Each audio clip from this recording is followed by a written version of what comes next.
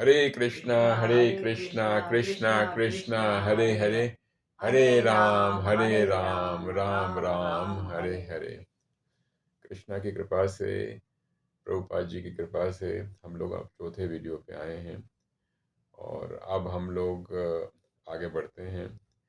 तो अभी हमने देखा कि किस प्रकार से भागवतम की शुरुआत हुई थी, किस प्रकार से नारद मुनि जी ने व्यास देव जी को डायरेक्शन दी थी, गाइडेंस दी थी। अब हम देखेंगे कि किस प्रकार से श्रीमद् भागवतम महापुराण में जो सूत गोस्वामी जी हैं वो सुखदेव गोस्वामी जी के बारे बताते हैं, राजा परीक्षित जी के बारे बताते हैं। तो ऐसा हुआ था कि जब कुरुक्षेत्र का जो युद्ध था, जब खत्म हो गया था, तब उस समय जो अश्वत्थामा जो था वही बचा था। और उसने क्या किया था, जो पांडवों के जो 5 पुत्र थे जो कि सो रहे थे, उनको सोते हुए उनने उनको मार दिया था। और सब लोग बहुत ही रुष्ट हो गए थे। और अर्जुन जो था वो ढूंढने लगा अश्वत्थामा की खोज में कि कहाँ पे है। और आखिरकार उसने अश्वत्थामा को पकड़ लिया।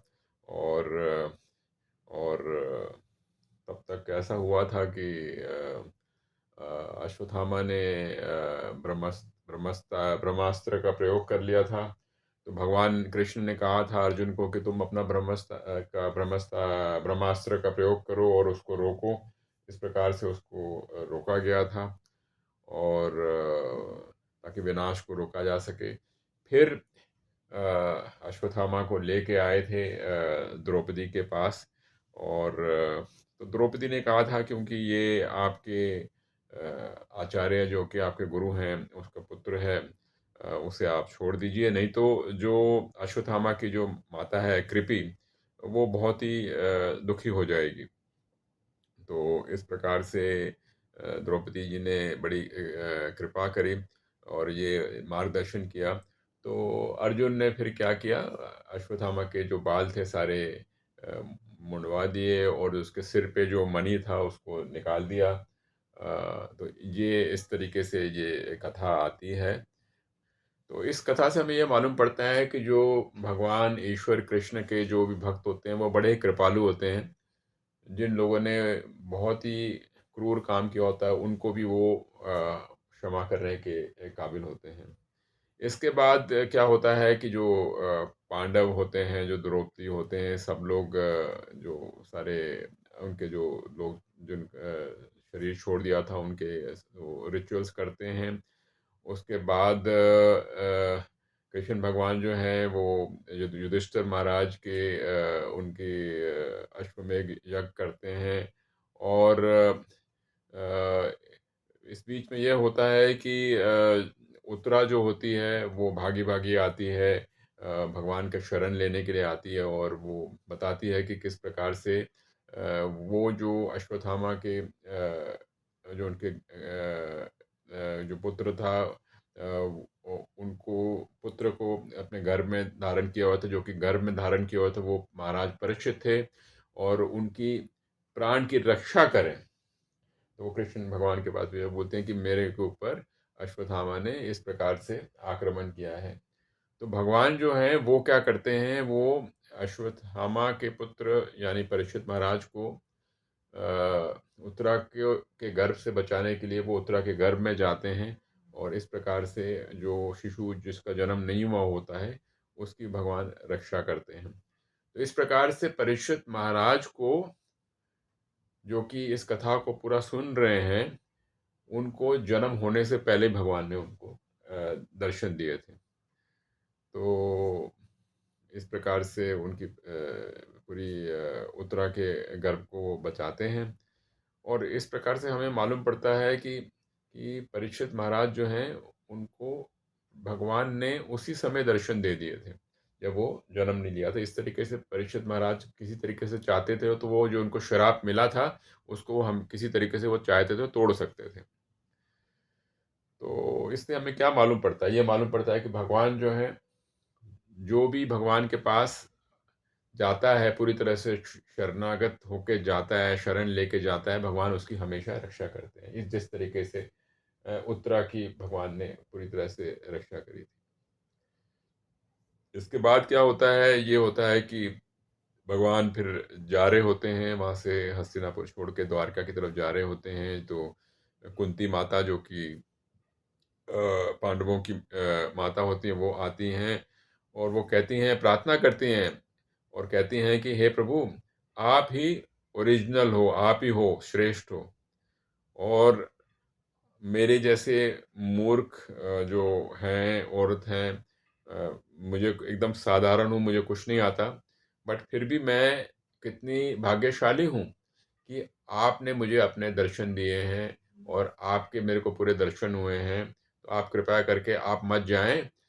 और कुंती माता कहती हैं कि वो प्रार्थना करती हैं, भगवान पूछते हैं कुंती माता तुमको क्या चाहिए? तो वो प्रार्थना करती हैं कि आप ऐसा करें कि मेरे ऊपर हर किस्म की विपत्ति आती रहे। विपत्तियाँ आती रहें, इसके लिए प्रार्थना करती हैं। तो भगवान कहते हैं कि आप ऐसी क्यों माँग रहे हो? विपत्ति क्यों माँग रहे हो? इतनी विपत्ति तुम्हारे पास आती रही हैं, तुम्हारा इतना कुछ नुकसान हुआ है। तो कुंती माता कहती हैं कि देखो, विपत्तियों के लिए मैं प्रार्थना इसलिए कर रही हूँ क्योंकि मैं विपत्ति आती हैं तो आप भी खड़े होते हो हमारे साथ। तो आप खड़े रहते हो, तो मुझे आप ही चाहिए, चाहे विपत्ति आए या ना आए। तो इस प्रकार से वो प्रार्थना करती हैं और कहते हैं कि आप रहेंगे तो हमारा पूरी तरह से उद्धार होगा। कुंती माता कहती हैं कि जो लोग भौतिक चीज़ों में व्यस्त होते हैं, वो एक किस्म से फूल जाते हैं भौतिक चीज़ों से, पर उससे कोई लाभ नहीं है। जो जन्म मृत्यु का जो चक्र है, वो सिर्फ आपके दर्शन से, आपकी लीलाओं से, आपके होने से ही हम लोग इससे मुक्ति प्राप्त कर सकते हैं। तो इस प्रकार से कुंती माता कहती हैं और कि आप वो भक्ति की चेष्टा करती हैं और ये बोलती हैं। तो इस प्रकार से हमें क्या सीखने को मिलता है कि जो भक्त है, वो किसी तरीके से भी, चाहे उसके ऊपर विपत्तियां ही आए, वो विपत्ति ही वो हमेशा लेने के लिए तैयार है ना कि किसी तरीके से कि भौतिक चीज, जब तक उसको ईश्वर प्राप्त हो। तो भगवान जो हैं वो श्रेष्ठ हैं, और भक्त जो हैं, जो शुद्ध भक्त होते हैं, वो विपत्तियां भी ले ले अपने साथ हैं, जिससे कि ताकि उसका भगवान के साथ उसका रिश्ता बना रहे। तो ये बात हमें कुंती महारानी की प्रार्थनाओं से और ये हमें मिलती है, और हमें इससे बड़ा सीख लेना चाहिए कि विपत्ति में ईश्वर हमारे साथ होते हैं, और हमें कभी भी ईश्वर को विपत्तियों में भूलना नहीं चाहिए। और वो हम इसी प्रकार से हमें ये काफ़ी चीज़ सीखना चाहिए। तो कुंती महारानी जो है वो काफ़ी दुखी होती हैं, क्योंकि वो देख रही होती हैं कि भगवान जा रहे हैं, और वो कहती हैं, फिर से प्रार्थना करते हैं कि आप ना जाएं। और वो कहती हैं कि जो भी हमें मिला है, जो भी प्राप्त हुआ है, सब कुछ आप ही की वजह से है। और वो बार बार कहती हैं, और इस प्रकार से हमें ये सीखने को मिलता है कि जो भक्त लोग हैं, उन लोगों को है विपत्ति भी उनके लिए वो वेलकम करते हैं, विपत्ति को भी, ना कि ऐसी सिचुएशन जहाँ पे कि ईश्वर के बारे वो भूल जाए। तो ये हमें इस भागवतम में से हमारे लिए बहुत बड़ी सीख है कि विपत्ति जो है वो अकेले में नहीं आती है, और विपत्ति वाली सिचुएशन में हमें ईश्वर को हमेशा याद रखना चाहिए, और हमेशा ईश्वर पे हमें शरण लेनी चाहिए।